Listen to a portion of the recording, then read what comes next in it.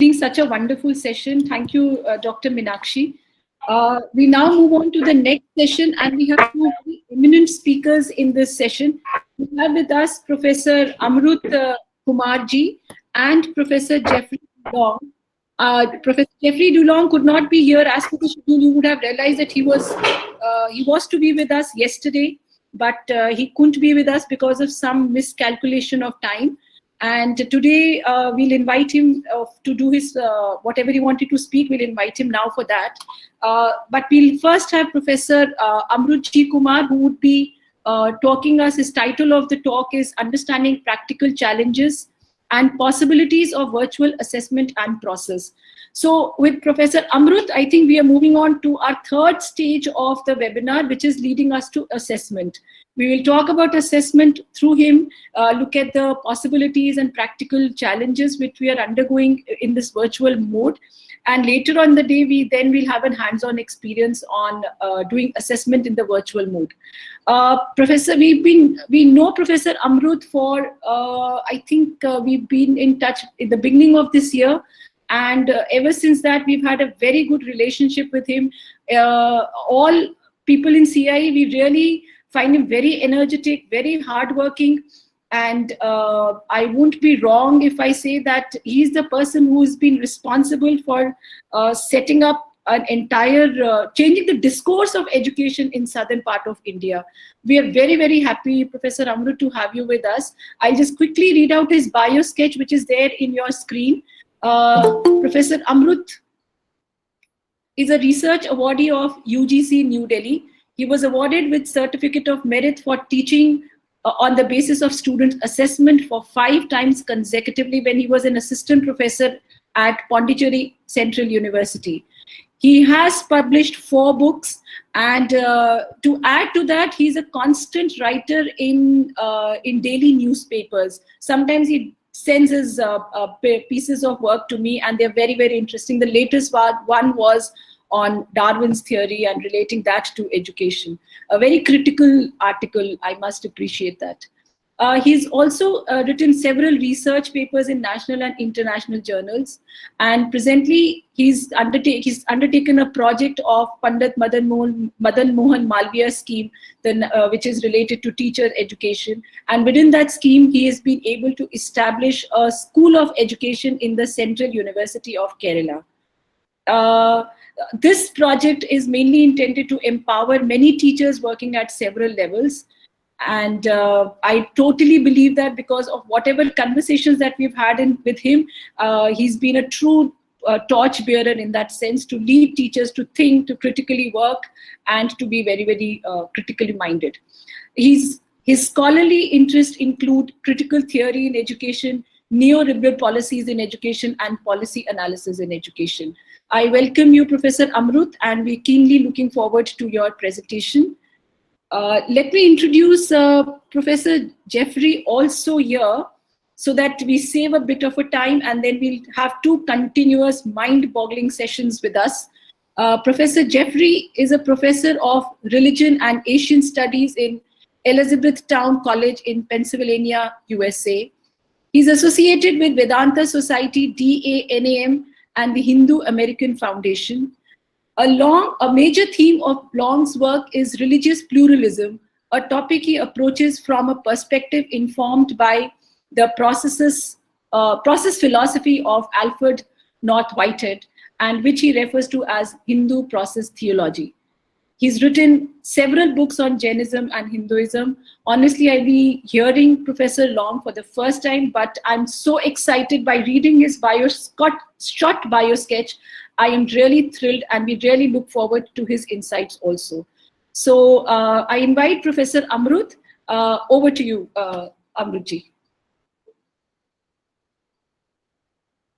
Please put your questions in the chat. We will take it up later at the end of both the speakers. So if there are any questions that come into your mind, please put it in the chat. We will take it at the end of the session. Professor Amruth. Thank you, Dr. Hanif Gandhi. Good evening to all of you. So happy that I could participate in this 2-day seminar organized by CIE Delhi. Uh, uh, so I think I'm unable to share this PowerPoint presentations, maybe because of some technical glitch, I believe. Anyway, I'll be talking to you. Uh, I have given a small subtitle for my study, for my presentation. Actually, I would like to call it as the fan the speed of noise. Like to call it as you know, teacher free tests and supermarket of questions. Thoughts on future of educational assessment in the virtual world. That's what I would like to call my lecture, subtitle my lecture. Of course, the broad title fits with the title which has been given by CIE Delhi. Uh, Let me start with a point that assessment that we see today actually is a tool for the maintenance of the existing status quo. I hope I am audible. Am I audible to everyone? Yes, you are. Yes, you are. Yeah, thank you. So this is my argument. Assessment in our modern day, even from traditional onwards as well, we can see that assessment is a tool for the maintenance of the status quo in our society. Keep things as such intact, so that there is no major break, no major differences, no major upheaval, so that things will go as such. So the maintenance of status quo is one of the most important purpose of all kinds of assessment across the world, I believe. And important duties, I would like to say that two important duties performed by assessment in our modern society. The first one is homogenization of the youth interests, in the sense homogenizing youth in their culture, homogenizing youth in their way of thinking, homogenizing people, youth in their way of expressing their own emotions, homogenizing the decorums of the people across the world by suppressing sometimes or by repressing the personal, contextual, social, and several other dimensions of the context of an individual. And this is one of the most important duty of assessment that we do today, so that everybody will think alike. If you ask a question in the examination, if you don't get the same answer from 100 people, if the test has been written by the 100 people, and if you get different answers, you will eliminate the people. If you get the same right answer from all the 100 people, we will approve them. So this is a kind of a standardization of the people, standardization of the human being, so that everybody will respond to a particular stimulus in a similar way, exactly the similar way. If there is any deviance, that is the second purpose of assessment. Assessment will eliminate them. So assessment involves the process of homogenization, a kind of a forced process of homogenization, not by coercive power, but by soft means of applying forces. It homogenizes the people, and those people who are not willing to get homogenized will be eliminated from the system. So these are the two important duties performed by the assessment in our modern days: homogenization, and those who are not willing to homogenize will be eliminated from the system. Elimination and homogenization.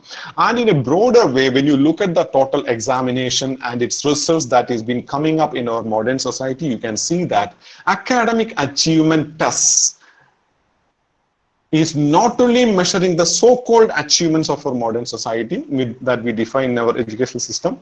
It's not only measuring the so-called achievement, but it is also a measure of the socio-economic status of the people who are attending that particular test. This is very important.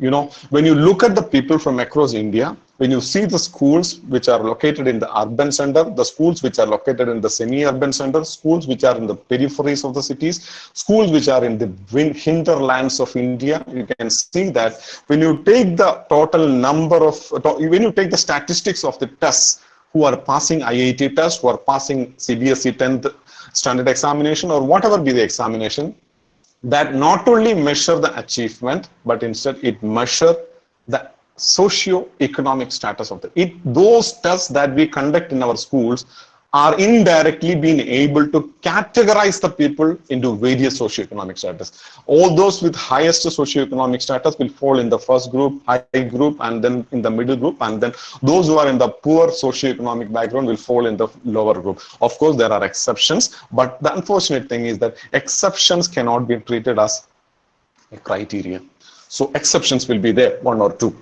And that is the purpose of, or rather I would like to call it as the politics of assessment in the modern society. Now, when we look at the process of assessment, what we can do is that assessment has four important levels of doing it. The first part is planning, and the second part is doing, and the third part is checking, and the fourth part is acting upon it. Of course, acting upon the result. So, this idea of, this planning, doing, checking, and acting is based on certain mythical beliefs of the human being. I would say that planning is been done by us. Say, for example, when you take the case of Benjamin Bloom's taxonomy of instructional objectives, it has almost everything what you wanted to do in an examination. And you need not have to break your head, because teachers here in India do not fix up new instructional objectives. They don't put their own instructional objectives, but instead we look forward to either Benjamin Bloom, or we look forward to Organization for Economic Cooperation and Developments. The instructional objectives proposed to them are being taken by us as the purpose, as the objective of our test. Academic achievement tests and almost all kinds of assessments. So we don't have to take pain out of it. But doing the examination, the second part of it, that we have to take part of it, means sitting the question paper. Of course, the objectives are there, the plan is there, framework is there, blueprint, the broad blueprint is there, but doing the test is, of course, teacher has to do, manually has to do. And checking the result, of course, for the time being at least, the teacher has to do. And of course, acting upon it is also in the form of certain kinds of policies and all this kind of thing. And that's a different kind of an area. I would like to argue that doing and checking are the two important areas where human interference, I would say human, because human, teacher interference very much. Planning and acting is not there very much in the hands of teachers. No, of course teachers, but human interference can be reduced to the minimum in planning and acting. But in doing and checking, the teacher interferences or the human interferences is indispensable, so that it is very essential. This modern process of assessment, or the very base idea of assessment, is following an idea that man is a sinner. Man is a sinner, and his subjectivity, because subjectivity of the human being or the teacher or the student, man is a sinner and his subjectivity is a heresy. Heresy is a kind of, disrespect for the religion or disrespect for something of that sort. Here, what I meant by heresy is heresy of authority. Means, say, for example, take the case of the story of Adam and Eve. They were in the garden. God sent them from the paradise to the earth, and then they were in the garden of the God, and they had those mango. And what we can see is that this process of sending Adam and Eve to the garden is actually a test by the God given to the human being. And in this process of testing, what happens? This human being has deceived. He's deceived the God. The decree of the God is being deceived by these two people, Adam and Eve.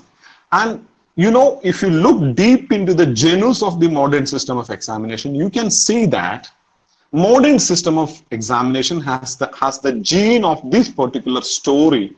Examination and assessment has this gene of this particular story.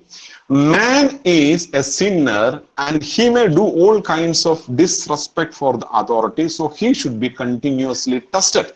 He should be assessed continuously. So what we have to do is that if you allow the human subjectivity to play, human being will violate the rules existing, and then he will become a kind of a person who is been wandering around with his own mind. So that should not be allowed. So what we have to do is that we have to block the subjectivity of the human being, and thereby we have to become absolutely objective in its way of conducting. And we have believed that objectivity is synonym to scientific. Objectivity is science itself. What happens as a result, we wanted to avoid subjectivity of the human being from the process of assessment and thereby make it absolutely objective.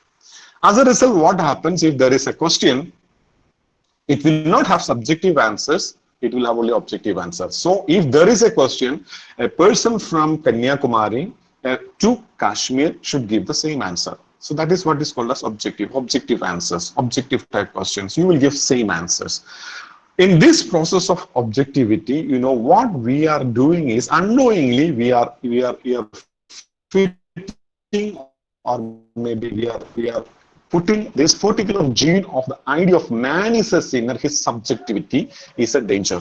So this man has to be tested continuously whether he is maintaining his subjectivity or not. This is an important issue that I would like to see. This is an important thing which I have seen while I was thinking about this assessment in our modern day. And virtual assessment actually is reinforcing this idea of man as a sinner and his subjectivity is a danger. And man as a sinner and his subjectivity is a danger. Virtual assessment, in fact, corroborate the system to conduct the assessments more and more objective, and by keeping the same kind of an idea that if you let him free, he will create danger. Man will create him. If you let his mind freely, he will create danger in it. And this process of doing and checking is highly in need of the intervention of the teacher, and unfortunately this process we were not able to change so far. And here is where in doing and checking, say for example doing, that means the teacher has to set a question paper, teacher has to go to the classroom, administer it, and then collect it and then check it by valuing it. And these are the two processes where the intervention of the teacher is very essential. The teacher who teaches is very essential. Question paper setting, only one person can do for 1 lakh people. That's possible in India. That's been done everywhere. It doesn't matter whether you have taught the students with the same content or you are assessing the students who are teach or not. It's a different kind of an issue. One question paper can do more than 1 lakh of people, any number of people. It depends on. Let me talk to you a little bit about a new kind of a virus that we are seeing in our modern system, which is called as, I would like to call it as C virus and T virus. C virus is, students in this period of Corona, we can see that we know that it's a period of Corona, and students everybody is behind this online virtual system of education. Of course, assessment also has to be converted into virtual form, in the online form. So what is the problem that we face today is our examination system was conducted in a common space. Same question for hundreds and hundreds of people in a common space. Why? Because in this common space, I'll come to that. Mainly because of this Corona issue, we are not able to conduct examinations in the common space. Student attending exams at a common space using a customized computer. Say for example, IBM conduct examinations, TCS conduct examination for bank and then central government employment opportunities, for IIT entrance examinations, Central University entrance examinations, and so on. This common entrance tests are going on, but for this common entrance test, you need a set of computer which has been customized by the examining agency.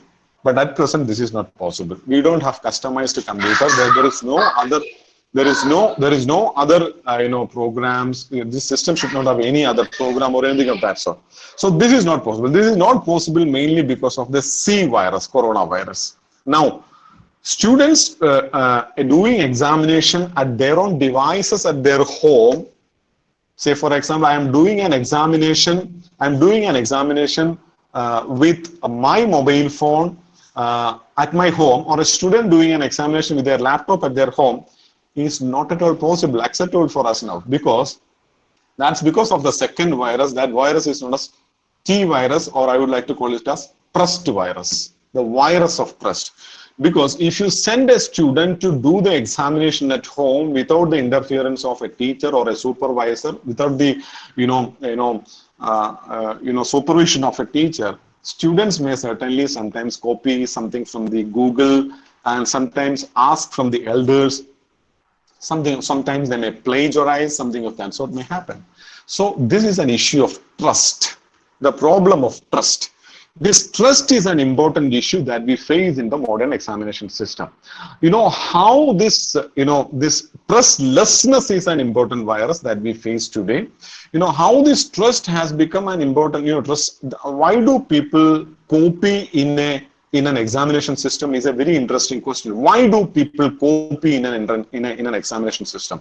We have developed certain kinds of norms and social values in our society.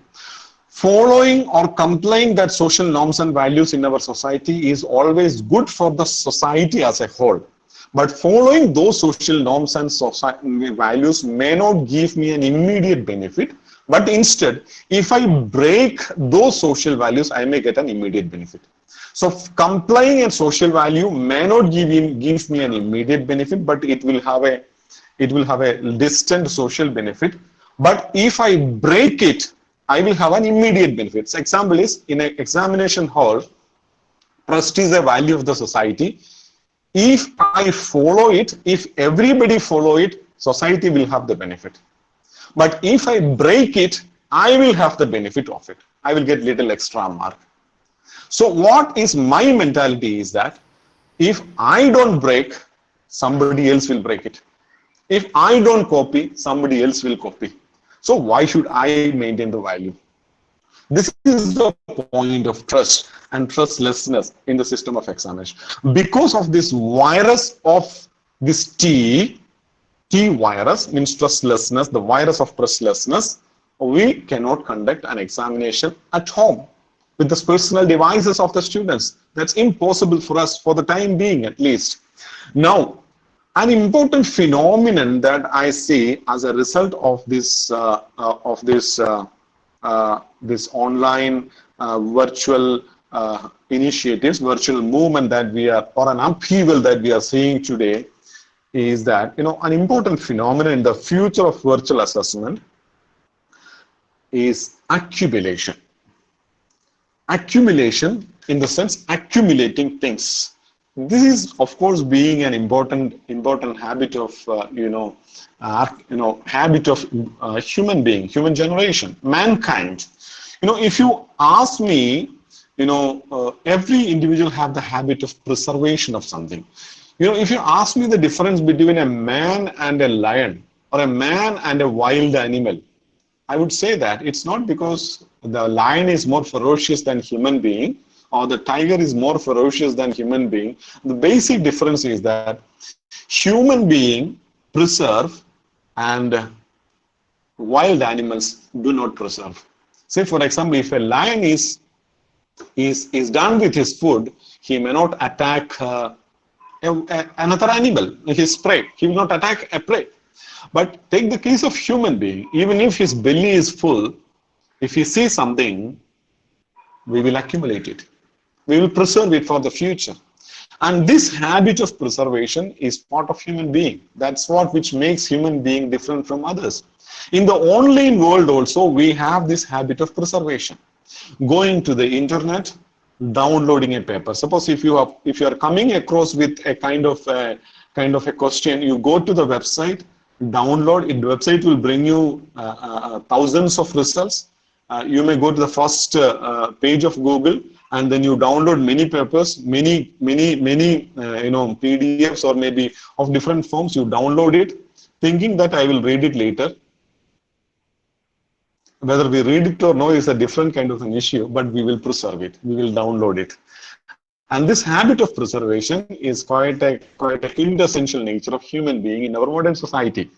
Now, because of this habit of preservation, say for example, you will have in the field of examination, what you are going to see is the questions and answers for the assessment, like the knowledge in the information world. Questions and answers will take the form of a different kind of knowledge, and these questions and answers will get preserved and accumulated in the virtual world. Say for example, if you wanted to have a question paper on biology, or say for example X or Y subject, Y course, different teachers will be conducting question papers, and then finally what happens in the virtual world has the capacity to download and store all this kind of information. The virtual world will consist of large amount of number of questions to be asked for the examination, for the assessment. I'm not talking about the present condition. You just imagine after 10 years our virtual world will be full of questions about a particular course or a subject. It will have more than 1 lakh questions, because questions emerge from different parts of the world, different corners of the society, from different teachers. So accumulation of questions will happen in the virtual world, and because of this accumulation of world, what is going to happen? Our examination system, university system, or the examining authority will have an accumulated bank of questions. And this bank of questions, which was mentioned by Benjamin Bloom in his process of evaluation, this accumulated branch of questions will be available with the examination authority, and examination authority can randomly select questions from this. Say for example, if you classify it into knowledge level, understanding level, application level, something of that sort, you take 5 from random selection of 5 from knowledge, a random selection of 2 from understanding, random selection of 4 from application, something of that sort. You can randomly select without the interference of the human being. So after 10 years or so, when the virtual world is flooded with the questions of examinations, a person can set, or an examination authority can set a question paper without the support of an examiner. So that's what that's what may happen in the near future of our system as a result of accumulation, when accumulation is applied to this system of examination. Second one is the technical glitch during the online examinations. So take the case of technical glitch. Say when a person is writing an examination, say for example, you just imagine it's a common examination system. We are giving computers or devices for the students. When a student is working on a device, you just imagine that 100 students are writing the same examination. One student's internet or maybe system got some kind of a technical problem, and then that student could not complete that. Maybe even with an additional computer, they were not able to successfully finish the examination. As a result, what happens? Our modern examination system, which has a large, bank of questions, will easily think that we will conduct the examination again. Not for all the people, but for the people who were not able to complete the examination. So what they will do, we have examination questions, assessment questions at different levels. In the first examination, we have randomly select, and the second examination also we will randomly select, so that we take an assumption that first exam and second exam is almost same, because everything is objective. In the first exam, the question will be who is the father of our nation, India.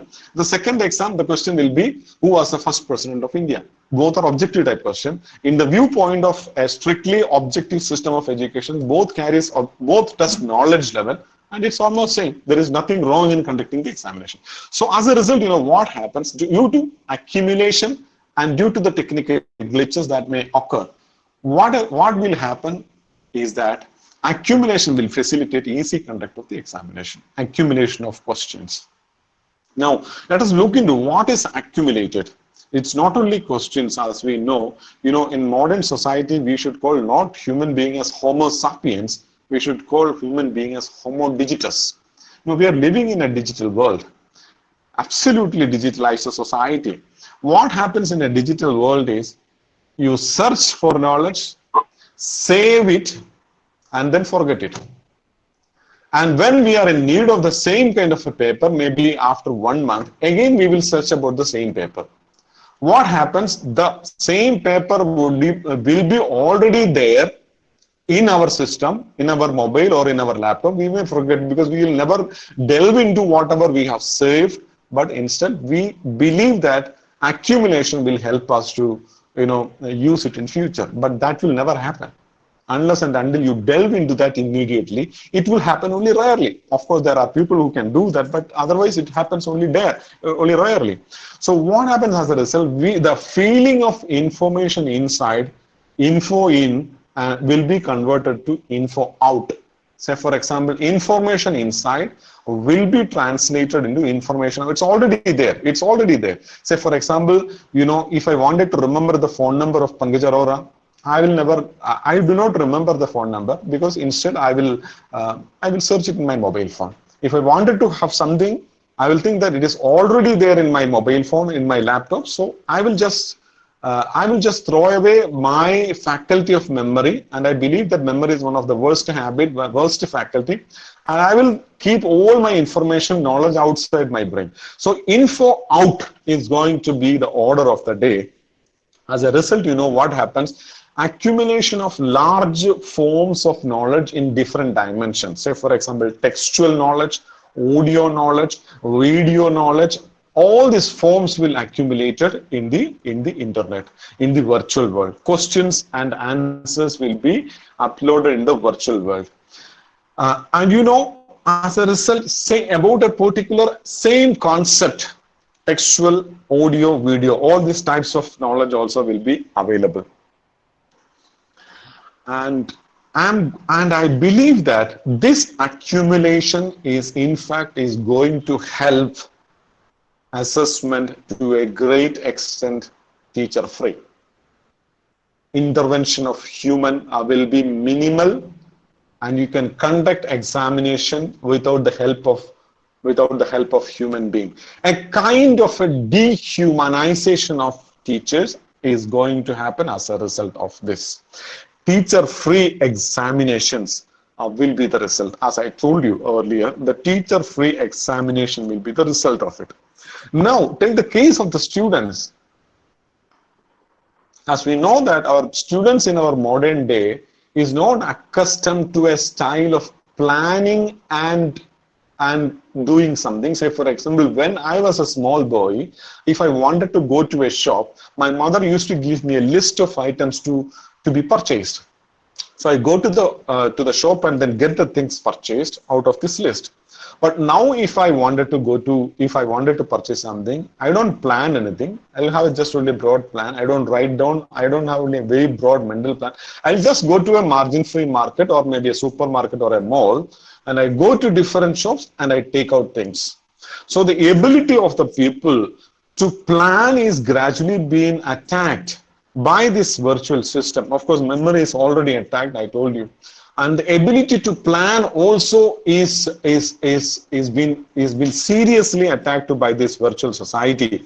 And as a result, you can see that in the virtual world, there will be a supermarket of questions and answers for the student. It's already there now. But when it becomes legitimized, assessments become legitimized part of examination. Now we know that different private agencies upload question papers, and of course UGC also upload question papers. But but our university question papers are not available, or CUCT question papers have to be uploaded. So when all this examination and its question papers are through virtual, there is no need of a deliberate attempt of uploading all this. Automatically all those will get uploaded. So what a student has to do, just go into the supermarket of these question banks and then select, and then you have to make your own choice. A student is given with a responsibility of making your own choice, because everything is available for you and your duty is to select out of it. And important peril of this particular issue is that this will give rise to a new situation which can be called as responsibilization of the students. I do not know whether there is a word like a responsibilization. It originates from responsibility. That means The students will be given the ultimate responsibility of their success and failure. Responsibilization of the students, because you are given with enormous questions and enormous answers. You are given with all this. Your duty is to go, select, and then study, and then reproduce it in the examination. So since these opportunities are available with you, everything is with you, your duty is to reproduce. You have to go and select. You have to remain a lot of time in the margin supermarket of question papers, and then select virtual market of question papers, select, do your necessary homeworks, and then reproduce it. Here what happens, a student is being projected by fading his context, his different contexts, like social context, social context, technical context, cultural context, and different kinds of contexts. Now, if you look into the case of India, we know that less than 88% of Indian children has a digital equipment for their own digital studies, their own digital. A large number of children are depending upon the digital equipments of their parents. And if there is 2 children in a family, and there will be a debate of the equipment. And then if, it is a girl children, again, there is gender issues and gender concerns comes up, because, Indian traditional, orthodox parents, I do not know the percentage of it. Sometimes you can guess it. Orthodox parents do not trustfully give their mobile phones or laptops to the girl children, because thinking that they will be engaging into some other. And different kinds of issues related to this digital equipments will come up. Whether you have digital equipments, whether you have sufficient internet facility, whether your digital equipment is very sufficient for you to look and then rewrite the question papers, record it, your storage, nothing will be a matter. The point is that you are given the responsibility. You are given all the freedom of selecting, since you have the responsibility. Success and failure as the choice of students, absolutely only the responsibility of the student, has a very dangerous situation, which has been explained by something which is quite similar to what has been explained by Emily Durkheim in his famous book, Suicide, a Study in Sociology. Suicide.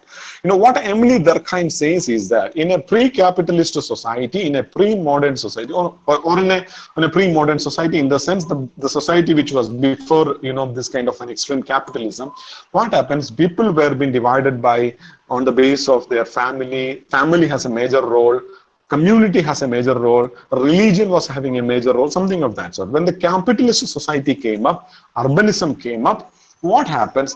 A great deal of the responsibility of the community, family, and all these kind of things has got reduced. And as a result, if a man select a woman for his marriage, in the earlier society, this selection was done by the family or maybe family members, or there were strict regulations like religion, community, and all this kind of thing. When in a capitalist society, nothing of this will matter, and every responsibility of selecting this will be the responsibility of the bride and groom. So you are responsible for your selection. Take the case of an industry. In a capitalist society, you can do any kind of business. In the earlier society, you were being given with certain kind of family job, labor, division of labor, all these kind of things were there. I don't argue that this although kind of traditional system should reproduce, but I was projecting an important aspect of this capitalist society. So if your business is failure, you are responsible in a capitalist society. Similarly, and that's what Emily Durkheim says, in the capitalist societies, number of suicide is higher because the responsibility of the individual is very high. Community, family, other kind of bondings do not have any role in controlling you. Instead, almost all the activities undertaken by you is under your own responsibility, and as a result of this, responsibilization has given rise to the number of suicides in capitalist society. And I'm not going to warn that there will happen suicides because of this. What is going to happen? Of course, suicide is very much there because most important the reason for suicide in India is examinations. As per the National Crime Record Bureau statistics in 2018, 6,000 students have committed suicide because of examination. This is the highest number, not because of love failure or anything of those sort. In India, highest suicide happened just because of failure in examination or the fear related to examination. And I am sure that this will further induce the issue of the struggle of our students. I am a student. I wanted to distribute newspaper in the morning for my bread. Sometimes I have to support my mother. Sometimes I have to support my father. I have to share their job with me, but nothing matter. You are given with all the facilities, supermarket of questions and answers. If you are failed, none of your conduct is going to have any impact on it. Is going to be considered for that. Instead, you are responsible, not your context. So the context is faded, individual is projected. That is an important issue of this accumulation of questions and knowledge in our modern society. This is going to be an important issue in our modern society. And I would like to, I think it's 20 minutes which is given to me. I think I should constrict myself within that time. I hope I'm not beyond the time. With one more slide, I'll be just finishing it. As a result of this accumulation and responsibilization, what's going to happen is subordination of teachers and students to the machines or the devices, digital devices in our society. Subordinating teachers to the machine. Virtual assessment needs virtual classes. Certainly, there is no doubt. Will somebody conduct a face-to-face class and then go for virtual examination? I don't think people will do that. Otherwise, we are doing it out of craze. Virtual assessments will certainly need a precondition that will be virtual classrooms as well. The virtual, all kinds of online initiatives of our modern society, I would like to call it as a kind of a pacifier. Now, pacifier is something which we give to the children. When the child cries, we put this pacifier into their mouth. Child will think that this is something like milk and I'm just eating, have the feeling of eating. This kind of pacifier is a kind of something which will give you an impression that you are given with something. And this online initiatives like MOOC, I'm quite little worried that in the last budget it has been said that it is not massive open online courses. It is going to be massive open online programs. It's not only courses. Now the whole program is going to be in MOOC, in this digital mode. SWAYAM mode or maybe other platforms. So MOOC is coming up. As a result, what happened at present, our total number of enrollment at higher education level in India is 25.6, I believe, if I'm not wrong, 25.6 or so. And the new draft policy on national education, national policy on education says that by 2030, our target is to achieve 50% of enrollment at higher education level. So since from the independence, we have crossed more than 7 decades, our total enrollment is 25%, roughly around. So now within 10 years, how will we reach this 50%? Means 2030, how will we reach this 50%?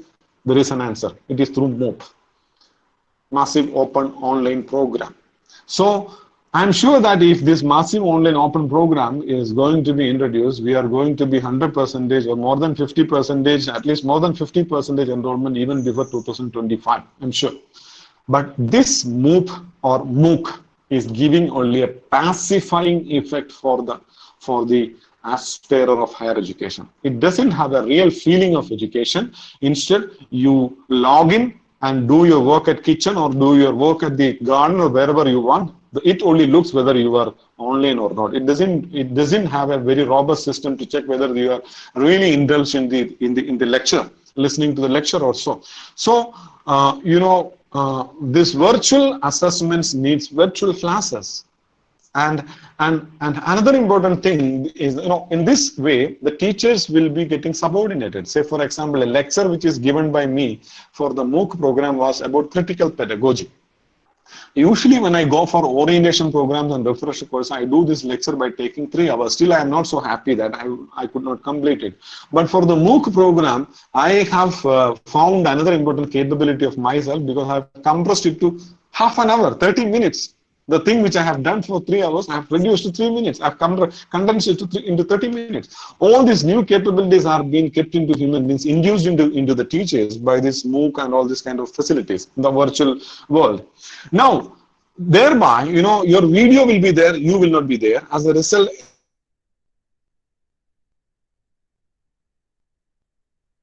a digital world will happen. And second is, setting the question paper, you will not be needed. I told you already. Pulling out, randomly selecting questions from the question bank will be possible after 10 years. You need not be needed for setting a question paper. And then valuation, another important thing, valuation. Valuation using keywords in answer is developing. Now, several software companies are working on this particular project. How to value objective type question is already there. How to value essay type question. There is a lot of works which are going on in software companies. How will you value essay type questions? Now, things are coming up, and as a result, what happens, essay type question valuing, the software also will be out. What they are working mainly is on something like plagiarism checking. Say, for example, if you ask for an essay type question, you will have some, say for example, if it is 10-mark question, you will have some, some 50 or 50 to 60 keywords in that particular essay type question, 50 to 60 keywords. And the system, the software will check that whether there is sufficient number of keywords in this answer which is being given by the student. And if this number of keywords are there, this system can provide assign mark for the essay of a student. Something like kind of a plagiarism checking. Plagiarism also is being done like this. Similarity of the words are being used for identifying the words, and word structure is being used for identifying the plagiarism. So here again, valuation, we thought that our teachers' presence will be needed. Don't worry, that also is going to be taken away from this. So absolutely teacher proof means human-less intervention, human-less examinations will be the result of this. As a result, what I would like to say is there is an Professor Amruth, yes? the questions, Yeah. there are questions coming up. And okay. If you could just wind up in 1 or 2 minutes, that would be really good. Yeah. The questions. I'll be looking at question, then I'll directly. I'll be winding it up. Yeah. Okay. Sure. Shall we go to the questions, or would you like to? Yeah. Sure. I'll take only 2 questions. Dr. Somu Singh, I don't know whether he's here or not, but to avoid any delay in the timing, I'll read out what he meant. His question was, what are the actual reasons behind when we abide by the own taxonomy of educational objectives? So he's mentioning Bloom's taxonomy primarily. And so he's asking whether, what would be the actual reason behind when we talk about Bloom's taxonomy, and that it is given so much of importance while making lesson plans, objectives. So his question is about the importance of this Bloom's taxonomy. Yes, across teacher education programs, I think there is a common belief that one should state the objectives in the lesson plan very clearly. So his question, I think, is related to that. And the other question that somebody pointed, I'm sorry, I won't be able to take. There were so many questions, but I won't be able to take. They will all email it to you. I randomly selected 2. The other question that I randomly selected is by Mr. Satish Pathak, who's asking what one can do if objectivity is also affected by subjectivity. So, which is in case of, let's say, divergent thinking. Actually, this was a concern by many. How do we assess creativity, values, innovativeness? I think this is attached to this question. Will cover all that. So, if you could please respond to these questions, and then we'll go on to Professor Jeffrey's presentation. Yeah, sure. Thank you. Yeah, the reasons behind the importance of Bloom's taxonomy, is mainly because maybe a large number of educational researchers from India has visited Bloom, and then they have learned from Bloom. Say, for example, people like Prof. Sukumaran Nair from Kerala, and people like, if my memory goes correct, Dave from Baroda, or some people from different parts of the country has visited US, and they were the students of Benjamin Bloom. Because of their influence, we first came to know about this Bloom's taxonomy. And of course, Bloom's taxonomy has got a lot of acceptance at international level as well. The main reason why we haven't developed a taxonomy of ourselves is an important question. That's a very interesting question. Why we don't have a taxonomy of instructional objectives of our own? The prime responsibility of this particular question goes to ourselves, because we don't have any kind of work. Even taxonomy of instructional objectives. Benjamin Bloom has a taxonomy of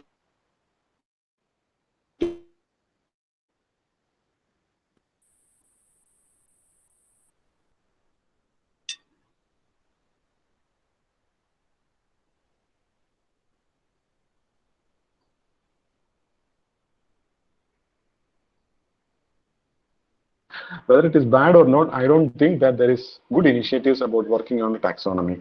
So Euro-American influence, which happens here till early 60s, influence was from Europe, like Birmingham University's syllabus was carried out, and then 60 afterwards we have seen the influence of America. So a kind of a Americanism was dominating in Indian teacher education system. So we have blindly taken it. We have to seriously think about why don't we think about a new kind of a taxonomy? Or it's not that Bloomian taxonomy is very bad. Bloomian taxonomy, you have to take up the positives and then we have to customize it according to the needs of Indian society. And the question of objectivity by Professor Satish Dhawan, I believe, objectivity is affected by subject. What will happen? Objectivity is affected by subjective. In fact, that's a very good question. There is nothing absolutely objective and there is nothing absolutely subjective. Pure objectivity is a myth, and pure subjectivity also is a myth. So there is no issue of pure objective and pure subjective.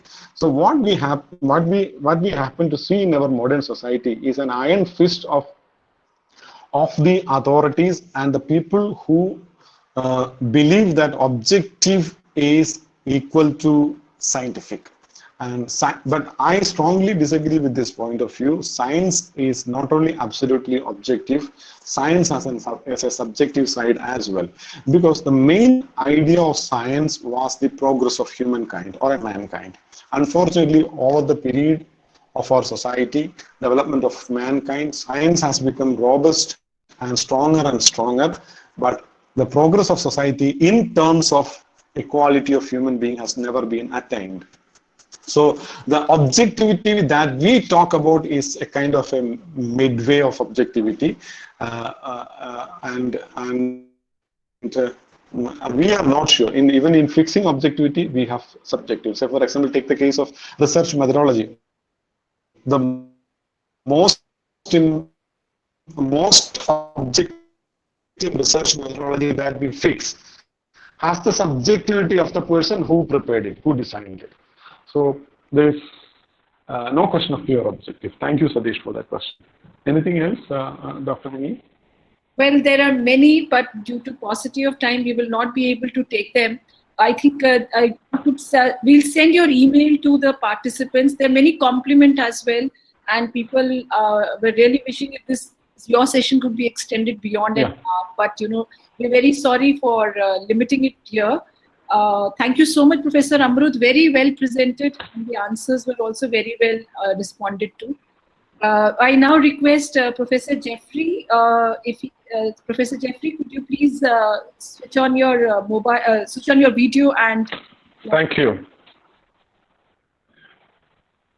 Okay, can you hear me? Yes, we can. Yeah, we can see you. And you can see me too. Okay, very good. And let's see. I think can you see my screen? Is my entire screen visible, or is it only me? We can see this. Yeah. Yes. So we can see your dashboard.